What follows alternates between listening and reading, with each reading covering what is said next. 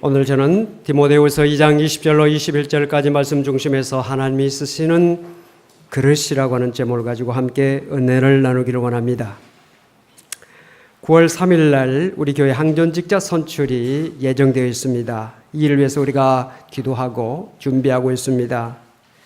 사람을 세운다고 하는 것이 얼마나 중요한 일입니까? 우리 모두 다 잘 알고 있습니다. 중요한 직책을 가진 사람일수록 세우는 일에 더 신중해야 된다고 하는 사실을 우리는 너무나 잘 알고 있습니다. 그렇기 때문에 많은 기도가 있어야 되고 또 우리의 관심을 거기에 쏟아야 될 것입니다. 사람은 그릇인데 이 그릇은 이게 고정된 그릇이 아니라 커질 수 있다는 것을 우리는 압니다. 바닷가에 가보면 조개가 있는데 아주 새끼 조개는 아주 작습니다. 그런데 그 조개가 점점 커집니다. 조개 껍질이 커지면서 그 안에 있는 알맹이도 커집니다. 그릇이 크면 커질수록 그 인물이 커진다는 것을 대기만성이라고 하는 그런 사자성어를 통해서도 우리가 잘 알고 있습니다. 이런 교회 항전직자 선출을 통해서 우리 스스로가 더욱더 좋은 그릇으로 성장할 수 있는 기회가 되어야 되고 또 우리 교회가 이런 사람들을 세움을 통해서 우리 교회가 더 하나님께서 쓰시는 교회로 발전하는 그런 계기가 되어야 됩니다. 그래서 우리가 항전직자를 세우는 것입니다.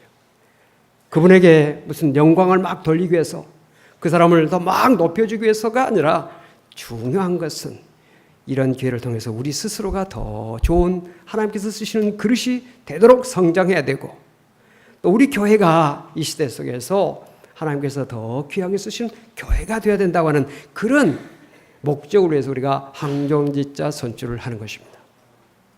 사람이 그릇이 커진다고 그런 말씀을 제가 드렸는데 혹시 이번에 선출이 안 됐다 할지라도 내가 좀 더 인격으로나 신앙으로 성장해야 되겠구나 하는 그런 과제, 그런 목적의식을 갖게 된다면 큰 은혜가 될 줄로 믿습니다.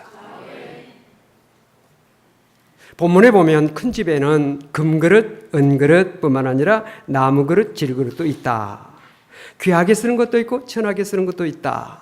천하게 쓰는 그 말이 조금 어감이 좀 이상한 것 같지만 아가페 성경을 보니까 평범하게 쓰임받는다 하는 그런 의미로 번역이 되어 있습니다. 인간 귀하게 쓰는 것에 좀 반대 언어로서 천하게 쓰는 그 말을 사용하고 있긴 하지만은 평범하게 그저 쉽게 쓸 수 있는 그런 그릇도 있다 하는 것을 성경은 우리에게 말씀해 주고 있습니다. 여기에 큰 집은 왕이 살고 있는 왕궁이나 또는 높은 권세를 가진 정성들의 집이나 돈 많은 재벌들의 집일 수도 있지만은 성경에서 나오는 이 큰 집은 하나님의 나라와 그리고 교회를 상징하는 그것을 우리에게 보여주는 말씀이라고 우리는 이해를 하게 됩니다. 물론 이 그릇은 사람이죠. 창세기 2장 7절을 보니까 여호와 하나님이 땅에 흙으로 사람을 지으시고 생기를 그 코에 불어넣으시니 사람이 생명이 되니라. 하나님은 흙으로 사람을 만드셨다. 또 시편 90편 3절을 보니까 주께서 사람을 티끌로 돌아가게 하셨다. 흙에서 왔으니까 흙으로 다시 돌아가게 하신다는 그런 말씀이 되겠습니다. 큰 집에는 여러 가지 그릇이 있다고 하는 말씀을 교회 안에 적용을 한다면 교회 안에는 경제적으로 부유한 사람, 사회적으로 높은 지위를 가진 사람, 공부를 많이 한 사람, 전문인도 있을 수 있고 그런가 하면 평범한 서민도 있을 수 있다. 많은 사람들이 모여서 교회를 이루고 있다는 것입니다.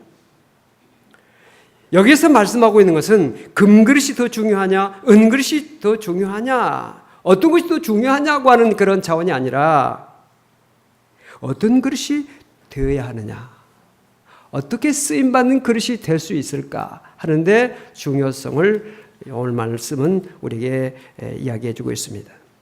아무리 그릇이 많아도 쓸 수 없는 그릇이라고 한다면 그 많은 그릇은 의미가 없을 것입니다. 쓰임받는다고 하는 것이 얼마나 귀하고 복된 일입니까? 교육자들이 주일 예배를 마치면 한 자리 모여서 기도합니다.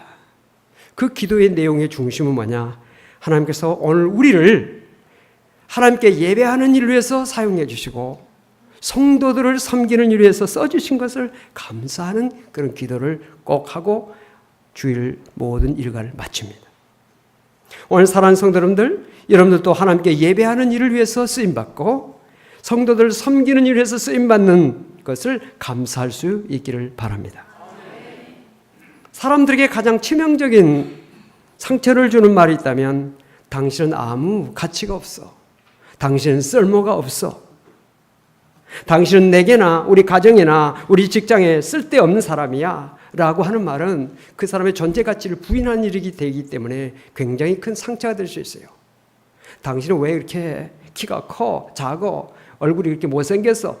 그것도 상처가 될 수 있지만은 더 큰 상처는 당신 쓸모없는 사람이야. 이겁니다. 우리 모두가 다 쓸모있는 사람 될 수 있기를 바랍니다. 직장에서나 가정에서 사회에서 쓰임받는 것을 감사해야 됩니다. 더구나 창조자 되신 하나님 앞에 귀하게 쓰임받는다고 하는 사실은 우리 인생의 최고의 행복이요 축복이라는 사실을 여러분들은 아시기를 바랍니다. 오늘 본문 말씀은 하나님께서 쓰시는 귀한 그릇은 어떤 그릇일까를 말씀해 주고 있습니다.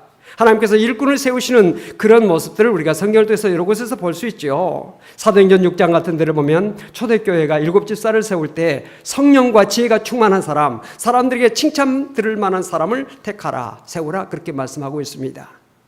오늘 본문에 의하면 깨끗한 그릇을 세워야 된다 이렇게 말씀하고 있습니다. 오늘 본문을 보면 자기를 깨끗하게 하면 이라는 말씀이 나옵니다. 하나님 앞에 쓰임 받으려면 깨끗해야 된다는 거예요. 깨끗해야 된다. 깨끗하지 않으면 쓰임 받을 수가 없습니다. 여러분 요즘 살충제가 검출된 계란이 시중에 유통되고 있다고 하는 그 뉴스 때문에 그 다음부터 슈퍼에서 계란이 잘 안 팔린다고 그럽니다. 또 빵집에 빵이 안 팔려서 야단들입니다. 계란이 들어가는 음식들이 잘 안 팔린다고 아우성입니다. 닭의 몸에 있는 진드기를 죽이기 위해서 그 진드기를 죽이는 그 살충제를 뿌렸는데 그 살충제가 닭의 피부를 통해서 계란에까지 그것이 침투가 되어서 계란에서 살충제 성분이 검출됐다는 것이죠. 계란에 검출된 그 살충제의 그 성분이 과연 얼마나 되겠어요?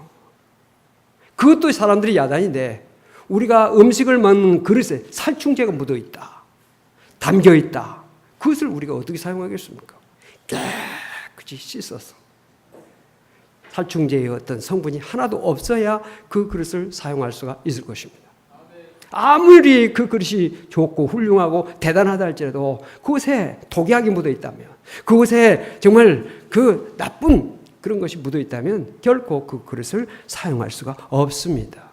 아무리 세상에서 부자요, 권력이 많고 재능이 많고 학식이 많고 대단한 사람이랄지라도 그를 말씀과 기도로 깨끗하게 되지 않으면 하나님께서 사용하지 않는다는 사실이에요. 그래서 요한복음 15장에 보니까 너희는 내가 일러준 말로 이미 깨끗해졌으니 주님의 말씀으로 깨끗해졌다는 것입니다. 에베소서 5장 26절에 보니까 이는 곧 물로 씻어 말씀으로 깨끗하게 하사 거룩하게 하시고 말씀으로 깨끗하게 하고 거룩하게 하신다고 말씀하고 있습니다. 디모데전서 4장 5절에 하나님의 말씀과 기도로 거룩하여 짐이라. 말씀과 기도로 우리가 깨끗하게 된다는 것입니다. 오늘도 하나님의 말씀과 기도로 깨끗하게 되는 성도가 될 수 있기를 바랍니다. 우리가 사도행전을 보면 사도 바울에 대한 이야기를 우리가 읽어볼 수 있습니다. 사도 바울은 회심하기 전에 그는 소위 말해서 금수저에 속한 사람입니다. 그는 본래 길리기아의 다소라고는 당시 유명한 상업도시 출신입니다. 도시에 사는 사람들은 시골 사람들을 무시하잖아요. 시골 촌뜨기라고. 또 도시 사람들을 좀 뭔가 좀 대단하게 보는 그런 경향이 있는데 상업도시, 굉장히 부유한 학문이 발달하고 그 경제가 풍요한 그런 상업도시 다소라고 하는 곳에서 태어나서 그곳에서 자랐고요. 그의 아버지는 부유한 상인으로 알려져 있습니다. 사도 바울은 그의 아버지 덕분에 나면서부터 로마 시민권을 가지게 됐습니다. 그는 유대인의 정통 종파인 바리새이파에 속한 사람으로서 당대 최고의 학자였던 가말리엘의 문화에서 공부를 했습니다. 그런 골수에 박힌 유대의 율법 교육으로 인해서 예수가 하나님의 아들 메시아임을 결코 믿지 못했습니다. 그는 예수를 십자가에 못 박아 죽게 한 대제사장과 서기관들 편에 서 있었던 사람입니다. 또한 그리스도인들을 핍박했던 사람입니다. 그런데 성령 강림 이후에 복음이 각지에 전파되면서 많은 사람들이 예수를 믿게 됐고, 그것을 매우 이 사울은 못마땅하게 생각했습니다. 저들은 이단이다, 반드시 처단해야 된다 생각했습니다. 그래서 사람들이 끌고 다메섹으로 예수 믿는 사람들을 검거하기 위해서 달려가고 있었습니다. 그가 다메섹에 가까이 이르렀을 때 갑자기 하늘로서 밝은 빛이 그와 그를 둘러쌌습니다. 비쳤습니다. 그는 그 빛 앞에 엎드렸습니다. 땅에 엎드린 그에게 하늘에서 음성이 들려옵니다. 사울아, 사울아, 내가 어찌하여 나를 핍박하느냐? 그의 눈은 그 밝은 빛에 의해서 실명이 됩니다. 그러나 보이지 않는 눈을 열어서 쳐다보며 말합니다. 당신이 누구십니까? 그때 하늘에서 또 음성이 들려옵니다. 나는 내가 핍박하는 예수다. 주님의 음성을 들은 겁니다. 부활하신 주님. 예수는 정말 부활하셨다고 하는 그 말씀을 제자들이 외쳤지만 결코 사람이 부활할 수 없다고 하는 그 자기 관념, 자기의 어떤 경험, 자기의 어떤 지식에 꽉 사로잡혔던 이 사울이라고 하는 사람이 직접적으로 자기에게 밝은 빛을 비춰주실 뿐만 아니라 자기의 음성으로 말씀하신 예수 그리스도를 만나고 그의 음성을 듣고 나자 그의 잘못된 모든 죄, 그가 교만했던 모든 것을 회개합니다. 다메섹 들어가서 3일 동안 식음을 전폐하면서 회개합니다.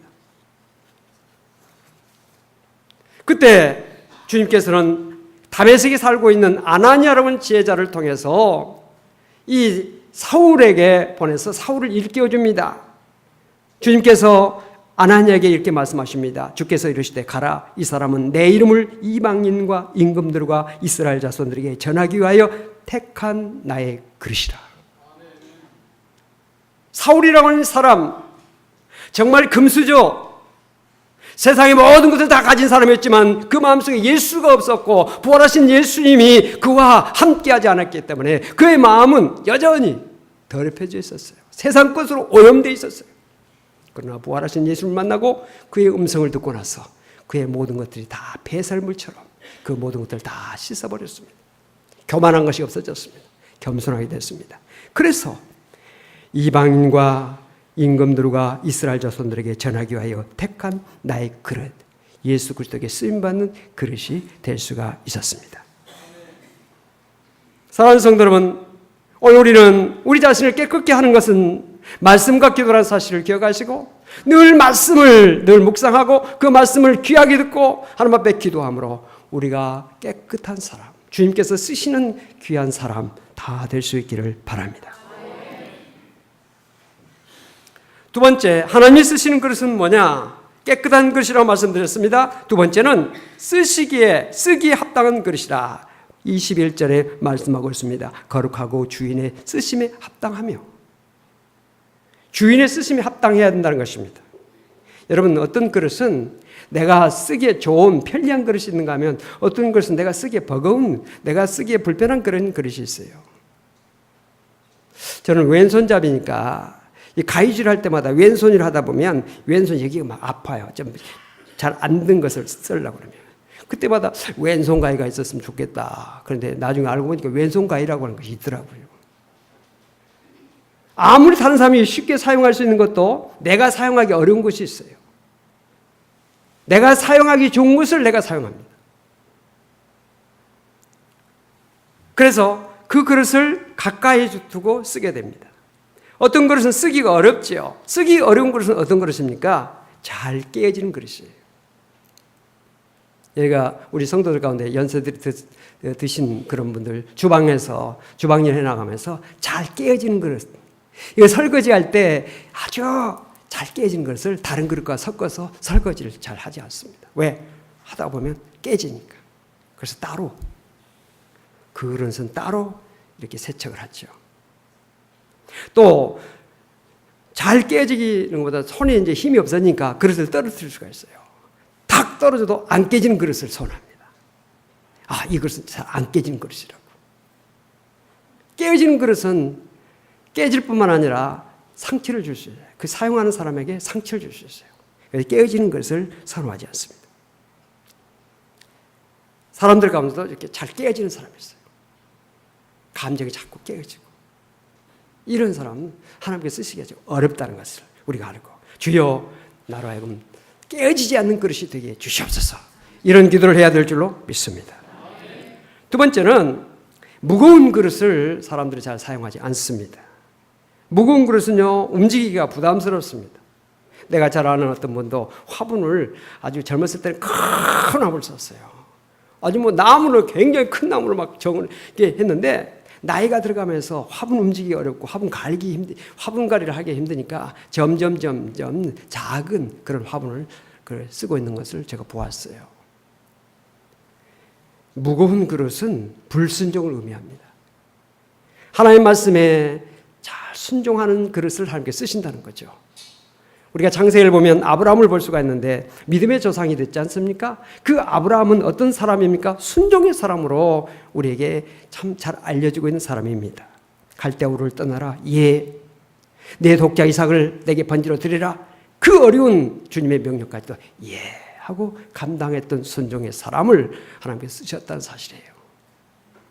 하나님은 순종한 자를 귀하게 쓰시고 또 순종치 못한 자를 하나님께 쓰실 수가 없다는 사실을 우리는 알고, 주여 나로 순종하는 자가 되게 하여 주시옵소서. 또 순종하는 일꾼들 세우게 주시옵소서. 그런 기도를 우리가 해야 될 줄로 믿습니다. 또한 교만한 그릇을 하나님께서 쓰시기에 합당치 못합니다. 교만한 사람은 쓰임을 받아도 높이면요, 이렇게 하면 더 교만해집니다. 그래서 그 교만해지면 자신도 하나님 앞에 복을 받지 못하고 다른 사람들까지 시험 들게 하는 것입니다. 하나님은 겸손한 자를 들으시고 교만한 자를 물리치신다. 겸손한 성도가 될 수 있길 바라고, 겸손한 직분자를 세울 수 있는 우리 교회가 될 수 있기를 바랍니다. 하나님이 사용하시는 그릇은 쓰기에 합당한 그릇뿐만 아니라 화평의 그릇이다 하는 것을 본문 22절에 말씀하고 있습니다. 화평을 조치라 이렇게 말씀했습니다. 이 하나님이 쓰시는 그릇은 화평한 그릇입니다. 우리 인간의 행복은 어디에 있느냐? 화평에 있습니다. 부부가 화평해야 부부 사이에 행복이 있습니다. 부모와 자녀 간에도 화평해야 행복이 있어요. 형제끼리도 화평해야 행복이 있습니다. 행복한 관계가 되려면 화평해야 됩니다. 사랑하는 성도 여러분들 가정의 부부가 행복할 수 있기를 바랍니다. 부모와 자녀 간에도 좋은 관계가 이루어질 수 있기를 바랍니다. 형제와 형제 사이에도 좋은 관계가 이루어질 수 있기를 바랍니다. 교회는요, 정말 하나님께서 맺어주신 가족과 같다 이렇게 말씀드릴 수 있어요. 하나님을 아버지로 섬긴 우리 모두 다 형제 자매라는 사실이에요. 그래서 가족, 우리 성일 가족, 이런 가족말을 우리가 사용하고 있지 않습니까? 가족의 특징이 뭐냐? 화평의 관계가 이루어진다는 관계예요. 시편 133편 1절로 3절까지 말씀을 보면, 보라 형제가 연합하여 동거함이 어찌 그리 선하고 아름다운고, 머리에 있는 보배로운 기름이 수염 곧 아론의 수염에 흘러서 그의 옷깃까지 내림같고, 헐몬의 이슬이 시온의 산들에 내림같도다. 거기서 여호와께서 복을 명령하셨나니 곧 영생이로다. 형제가 이렇게 잘 지내는 것이 너무 아름답게 보인다는 것입니다. 너무 좋아 보인다는 것입니다. 주님께서도 우리 성도들이 서로 잘 지내는 것을 기뻐하신다는 사실이에요. 또한 고린도후서 5장 18절 19절을 보니까 모든 것이 하나님께로서 났으며 그가 그리스도로 말미암아 우리를 자기와 화목하게 하시고 또 우리에게 화목하게 하는 직분을 주셨으니 곧 하나님께서 그리스도 안에 계시사 세상을 자기와 화목하게 하시며 그들의 죄를 그들에게 돌리지 아니하시고 화목하게 하는 말씀을 우리에게 부탁하셨느니라. 우리를 화목을 위한 직분자로, 화목을 위한 일꾼으로 세우셨다는 사실이에요. 여러분들이 가는 곳마다 화목의 역사가 나타날 수 있기를 바랍니다. 또 화목하게 하는 말씀을 우리에게 부탁하셨다는 거예요. 그 말씀을 우리에게 하라고 우리에게 그것을 부탁하셨다는 거예요. 명령하셨다는 것이죠. 화목하게 하는 말씀을 우리가 전하고 그것을 나타내는 우리의 모든 성도가 되시기를 바랍니다. 화목하게 하는 일꾼, 또 화목하게 하는 그런 사람, 참 우리 사회에 필요한 거죠. 교회도 필요합니다. 교회 안에서도 서로 화목하게 하는 그런 분위기를 만들 수 있는 사람, 사람을 웃길 수 있는 그런 사람, 사람에게 평안함을 줄 수 있는 사람, 마음에 고통이 있고 슬픔과 괴로움을 가지고 있는 사람에게 그 슬픔과 고통과 괴로움을 덜어줄 수 있는 그런 언어를 구사할 수 있는 그런 사람, 얼마나 귀한 사람입니까? 우리 교회 안에 화목을 도모할 수 있는 사람이 더욱더 많아질 수 있기를 주님으로 축원합니다. 그래야 교회가 평안해지고 교회가 행복하게 되는 것이죠. 우리 교회가 행복한 교회가 될 수 있기를 소망합니다. 사랑하는 성도 여러분, 우리 인생의 날도 멀지 않습니다. 우리가 하나님 앞에 쓰임받을 날도 결코 많지가 않습니다. 우리가 하나님 앞에 쓰임받을 수 있다고 하는 것이 얼마나 귀하고 복된 일이라는 것을 기억하시고, 이왕이면 귀하게, 이왕이면 꼭 쓰임받는, 이왕이면 하나님의 영광을 위한 도구로 사용되어지는 나와 여러분이 될 수 있기를 바랍니다. 이번 항존직자 선출을 통해서 우리 성도들 한 사람 한 사람이 더욱더 인격으로나 신앙적으로나 하나님께서 보시기에 아름다운 사람으로 한 걸음 한 걸음, 그리고 정말 사람들 보기에 합당한 그런 사람으로 성숙하는 그런 기회가 되어지고, 우리 교회가 이 시대 속에서 더 하나님 앞에 귀하게 쓰임받는 교회로 발돋움할 수 있는 이번 기회가 꼭 되어지도록 여러분들이 늘 기도할 때마다 기도하시고, 이 일에 위해서 관심을 가지고 이 일에 책임적인 그런 마음을 가지고 참여하는 우리 모든 성도가 되시기를 주님으로 축원을 드립니다. 기도하시겠습니다. 하나님 아버지, 감사합니다. 하나님께서 쓰시는 그릇에 대한 말씀을 나눴습니다.